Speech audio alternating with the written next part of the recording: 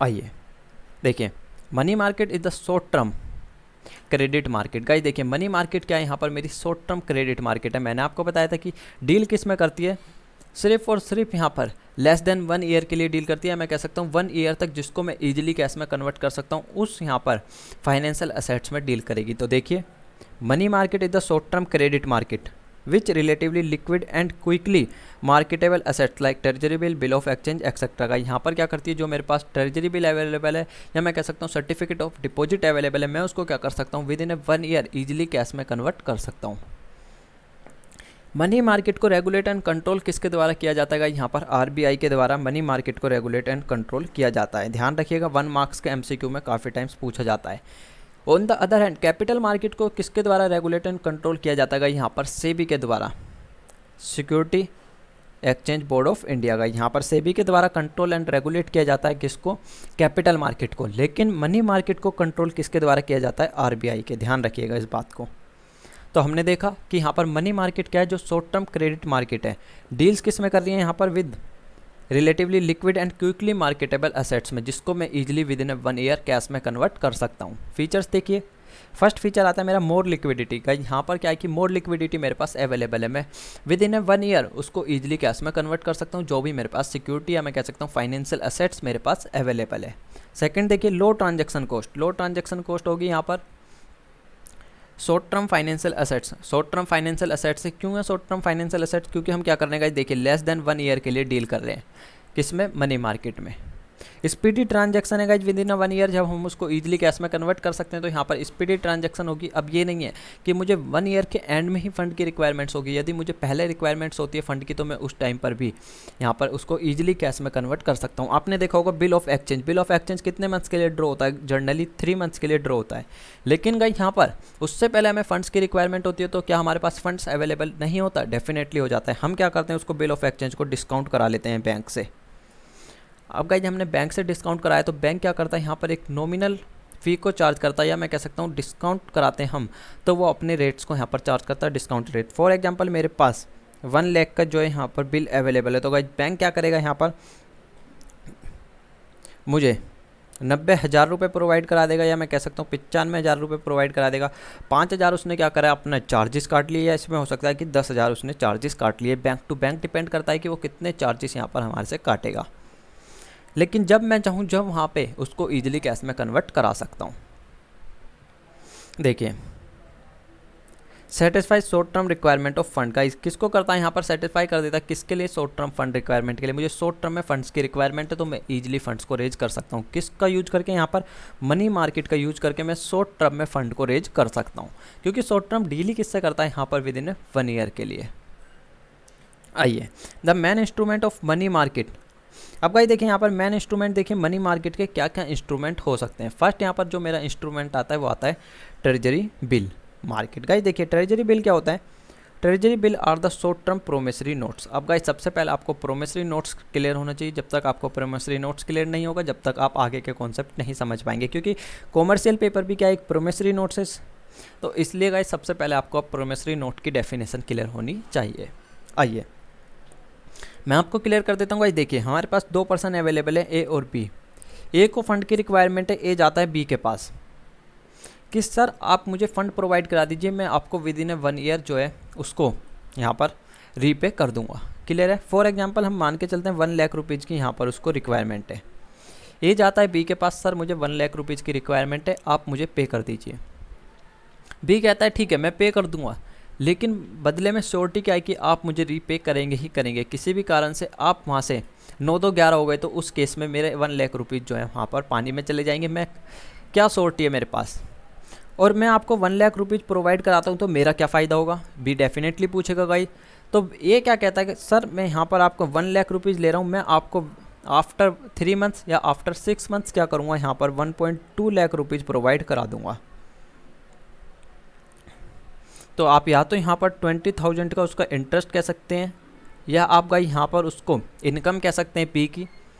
Clear है। तो उसने क्या कहा है कि मैं आफ्टर 6 मंथ आपको क्या करूँगा, यहाँ पर 1,20,000 रुपये प्रोवाइड करा दूँगा।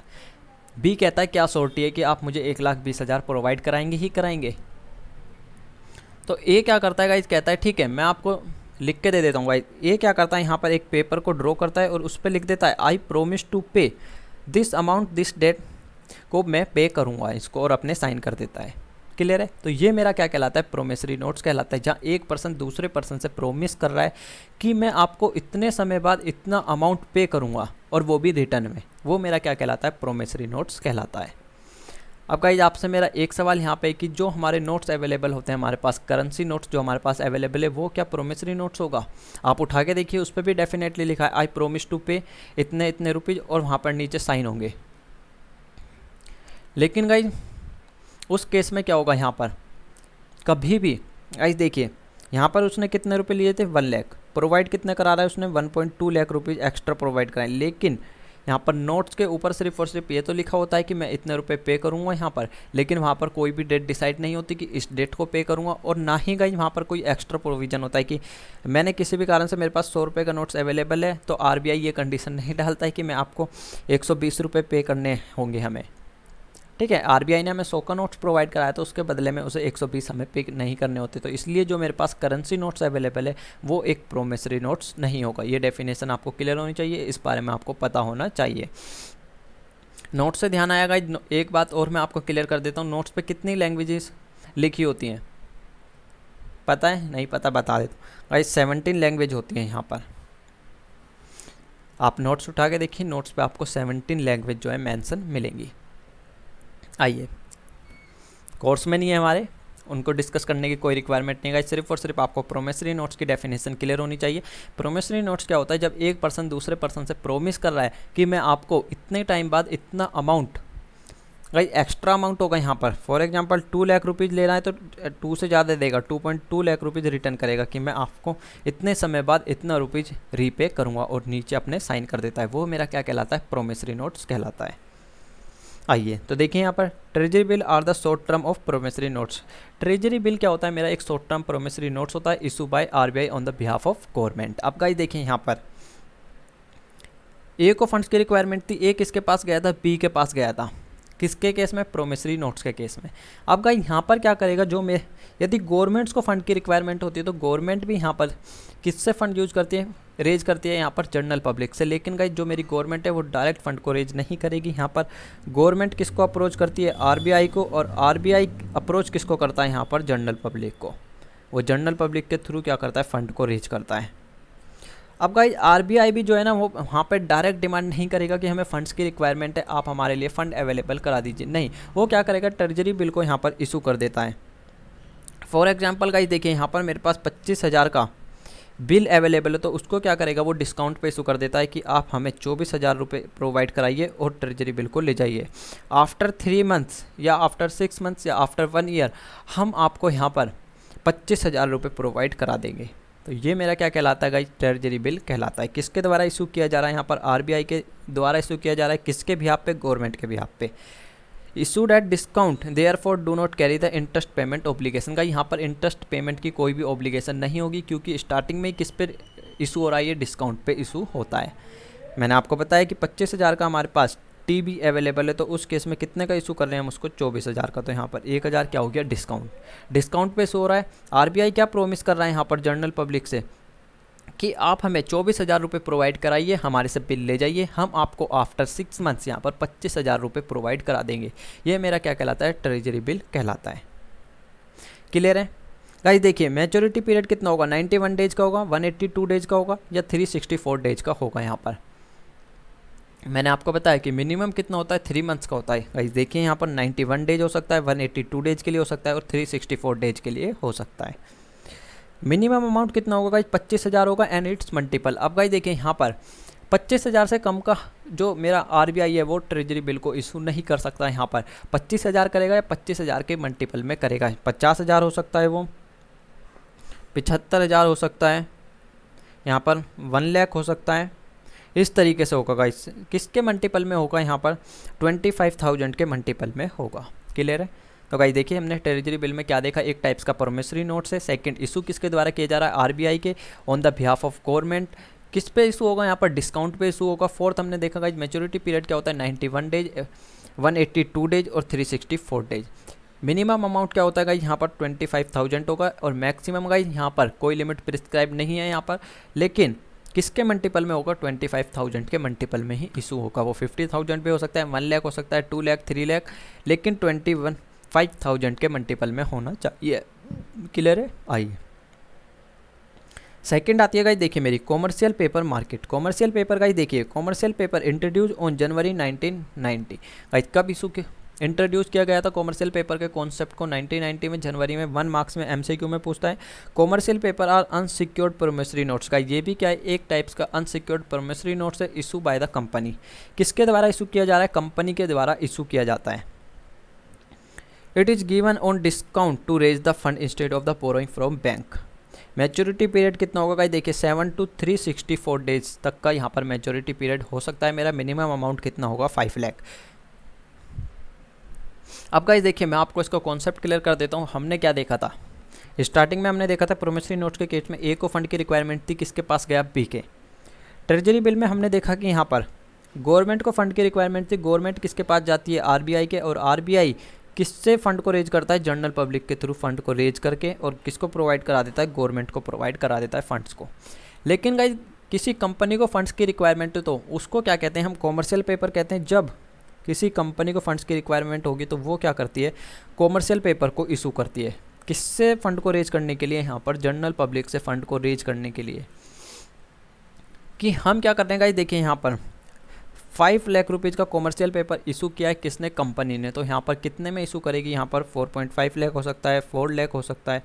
तो डिस्काउंट पे इशू होगा ऑलवेज, कि हम आपको इतने पीरियड बाद, 3 मंथ्स बाद या 6 मंथ बाद या 1 ईयर बाद हम आपको 5 लाख रुपीज़ प्रोवाइड कराएंगे। क्लियर है। तो क्या ध्यान रखना है, जब कंपनी जनरल पब्लिक से रेज फंड को रेज करती है तो वो मेरा क्या कहलाता है, कॉमर्शियल पेपर। गवर्नमेंट यहाँ पर जनरल पब्लिक से फंड को रेज कर रही है तो वो मेरा क्या कहलाएगा, ट्रेजरी बिल कहलाता है। और कोई पर्सन, एक पर्सन दूसरे पर्सन से यहाँ पर फंड को रेज कर रहा है और आफ्टर समटाइम्स उसको एक्स्ट्रा फंड प्रोवाइड करा रहा है तो वो मेरा क्या कहलाता है, प्रोमिसरी नोट्स कहलाता है। देखिए ये क्या आता है, certificate of deposit. Certificate of deposit को गाइस आरबीआई के द्वारा इंट्रोड्यूस किया गया था, कब, जून 1989 में। क्लियर है। अब गाइस देखिए किसी भी फाइनेंशियल इंस्टीट्यूशन को फंड्स की रिक्वायरमेंट है और वो फंड्स को रेज कर रहा है तो वो क्या करेगा, यहाँ पर सर्टिफिकेट ऑफ डिपॉजिट को इशू करता है।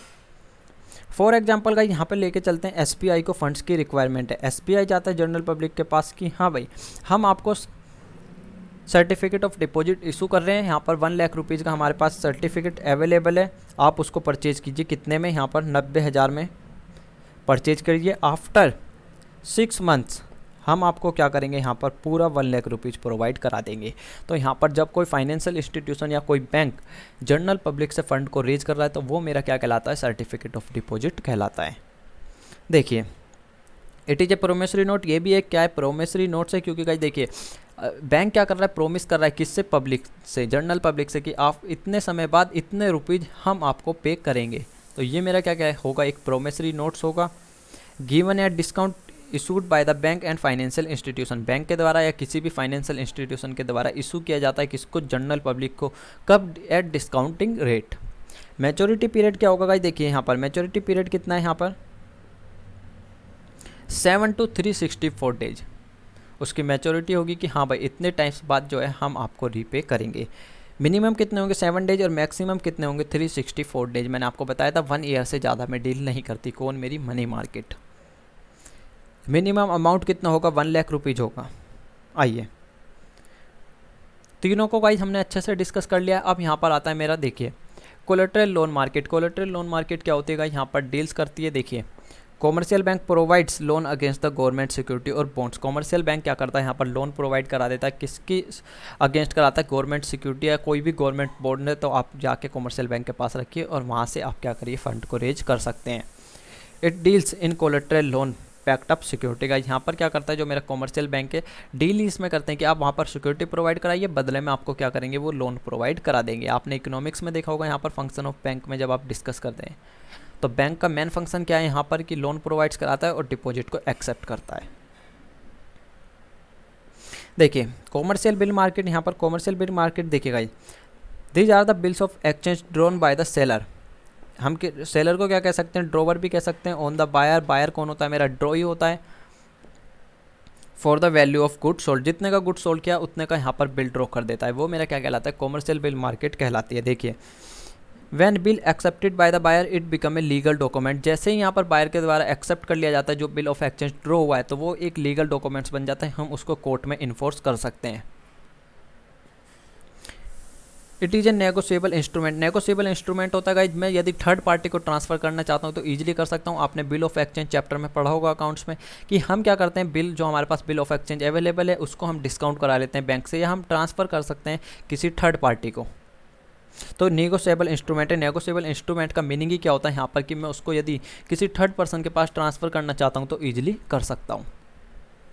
मैच्योरिटी पीरियड का देखिए कितना होता है, 90 डेज का होता है यहाँ पर, जनरली 90 डेज का होता है। ये नहीं है कि उससे ज़्यादा का नहीं हो सकता है, लेकिन 1 ईयर से ज़्यादा का नहीं होगा।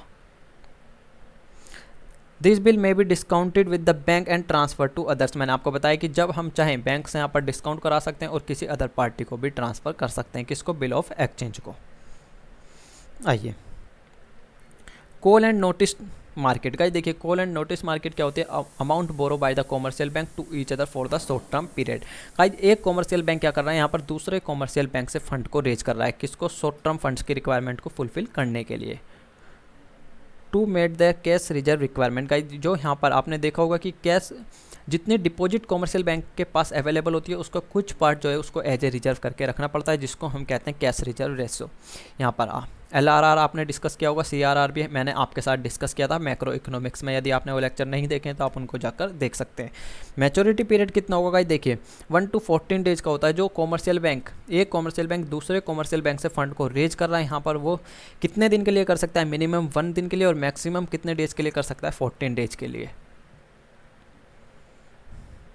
देखिए borrowed fund without any collateral security का, यहाँ पर कोई भी कोलेटरल सिक्योरिटी रखने की रिक्वायरमेंट नहीं होती। फॉर एग्जांपल SBI क्या करता है, यहाँ पर बैंक ऑफ बड़ौदा से फंड को रेज करना है, तो भाई यहाँ पर जो वो फंड को रेज करेगा 1 से लेके 14 डेज तक रेज कर सकता है, मिनिमम 1 डेज के लिए होगा, मैक्सिमम 14 डेज के लिए होगा। 15 डेज के लिए भी फंड को रेज नहीं कर सकता। और गाइस देखिए SBI को यहाँ पर फंड्स की रिक्वायरमेंट है, तो वो बैंक ऑफ बड़ौदा से फंड को रेज कर सकता है, उसको कोई भी सिक्योरिटी रखने की रिक्वायरमेंट नहीं है। वो सिर्फ और सिर्फ जाकर कहेगा कि सर मुझे इतने फंड्स की रिक्वायरमेंट है, बैंक ऑफ बड़ौदा के पास सफिशेंट फंड अवेलेबल होगा तो वो उसको क्या करेगा, प्रोवाइड करा देगा। कोई सिक्योरिटी की डिमांड नहीं, किसी चीज़ की डिमांड नहीं, कंडीशन सिर्फ एक है कि 14 डेज के अंदर अंदर आपको जो अमाउंट है वो रिटर्न करना होगा। क्लियर है? आई होप कि गाइज आपको ये सब चीज़ें ईजिली क्लियर हुई होंगी। अब हमें कैपिटल मार्केट को डिस्कस करना है, जो हम सेकंड लेक्चर में उसको कंप्लीट डिस्कस करेंगे। आई होप कि आपको ये सब बातें क्लियर हुई होंगी। फिर भी कोई डाउट आता है तो आप नीचे कमेंट बॉक्स में कमेंट करके बता सकते हैं। गाइज सिर्फ और सिर्फ देखिए 3 मेन इंस्ट्रूमेंट थे जिन्हें आपको ध्यान रखना है यहाँ पर, ट्रेजरी बिल, कॉमर्शियल पेपर और सर्टिफिकेट ऑफ डिपॉजिट। गवर्नमेंट को फंड्स की रिक्वायरमेंट है और यहाँ पर RBI के बिहाफ पे क्या कर रहा है, यहाँ पर जो बिल इशू किया जा रहा है वो मेरा क्या कहलाता है, ट्रेजरी बिल कहलाता है, फंड को रेज करने के लिए। कॉमर्शियल पेपर क्या कहलाएगा गाइस, यहाँ पर कि किसी भी कंपनी को फंड्स की रिक्वायरमेंट है और कंपनी जनरल पब्लिक से फंड को रेज कर रही है और इशू करती है, तो वो पेपर जो इशू करती है वो क्या कहलाता है, मेरा कॉमर्शियल पेपर। और गाइस देखिए यहाँ पर किसी भी बैंक को या फाइनेंशियल इंस्टीट्यूशन को फंड की रिक्वायरमेंट है और वो जनरल पब्लिक से फंड को रेज कर रही है, तो वो मेरा क्या कहलाता है, सर्टिफिकेट ऑफ डिपॉजिट। गाइस देखिए कॉल एंड नोटिस मार्केट में भी यहाँ पर कॉमर्शियल बैंक फंड को रेज कर रहा है, यानी मैं कह सकता हूँ बैंक और फाइनेंशियल इंस्टीट्यूशन फंड को रेज कर रहे हैं, लेकिन जनरल पब्लिक से नहीं कर रहे हैं। यहाँ पर किससे कर रहे हैं, अदर फाइनेंशियल इंस्टीट्यूशन या किसी अदर बैंक से। आई होप कि आपको ये सब चीज़ें ईजिली क्लियर हुई होंगी। मिलते हैं नेक्स्ट लेक्चर में। Tata bye bye, see you.